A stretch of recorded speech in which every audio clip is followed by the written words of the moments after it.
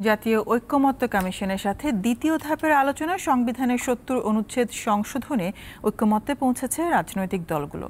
তবে একমত হয়নি নারী প্রতিনিধি নির্বাচন প্রক্রিয়ায়। মতভিন্নতা সত্ত্বেও দ্বিকক্ষ বিশিষ্ট সংসদের বিষয়ে ঐক্যমত্য দেখানোর প্রতিবাদ জানিয়েছে গণফোরাম ও সিপিবি সহ কয়েকটি দল। কমিশনের বিরুদ্ধে পক্ষপাতিত্বের অভিযোগ তুলেছে এনসিপি সহ কয়েকটি দল।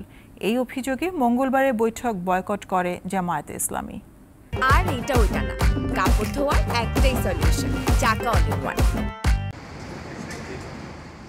রাষ্ট্র সংস্কারে মতামত নিতে রাজনৈতিক দলগুলোর সাথে দ্বিতীয় দফায় আলোচনা করে যাচ্ছে জাতীয় ঐকমত্য কমিশন।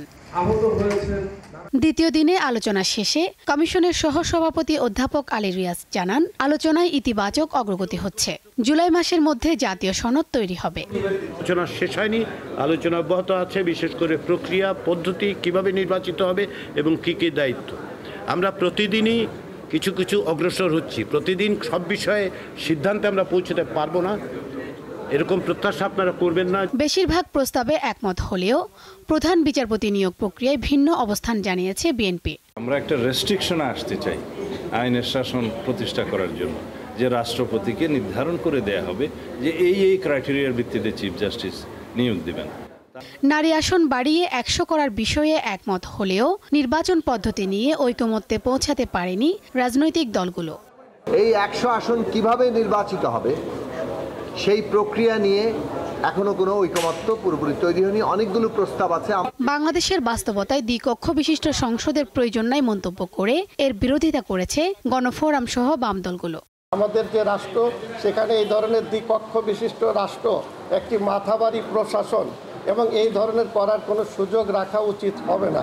আমরা মনে করি বাংলাদেশের বাস্তবতায় যে পার্লামেন্ট সিস্টেম আছে ওইটাকে উন্নত করা, অন্য কাজ আমরা করব। দ্বিকক্ষ বিশিষ্ট পার্লামেন্টের প্রয়োজন নাই। অন্তর্বর্তী সরকার ও ঐকমত্য কমিশনের প্রতি পক্ষপাতিত্বের অভিযোগ তুলেছে এনসিপি ও গণ অধিকার পরিষদ। দ্বিতীয় দিনের আলোচনা বয়কট করেছে জামায়াত। জাতীয় ঐকমত্য কমিশন দেখা গেছে যে শুধুমাত্র তাদের যে দলগুলোকে তারা আহ্বান করতেছেন, সে আহ্বান করার ক্ষেত্রে শুধুমাত্র একটি দল এবং তাদের মনা দলগুলার প্রাধান্য বেশি দেওয়া হচ্ছে। ঐকমত্য কমিশন কিংবা সরকারের ভূমিকা কিছু কিছু ক্ষেত্রে একটু পক্ষপাত দুষ্ট হচ্ছে, কিংবা কোনো দলের প্রতি বিশেষ একটা প্রাধান্য দেওয়া হচ্ছে। পক্ষপাতিত্বের অভিযোগ নাকচ করে প্রধান উপদেষ্টার প্রেস সচিব জানিয়েছেন, সরকার সব দলের প্রতি নিরপেক্ষ।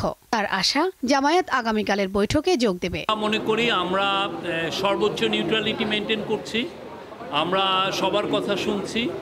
জুলাই গণঅভ্যুত্থানে যারা জয়েন করেছে আমরা সবার সাথে সমান, সবার সাথে আমরা সবাইকে আমরা মনে করি তারা সবাই আমাদের অংশীজন।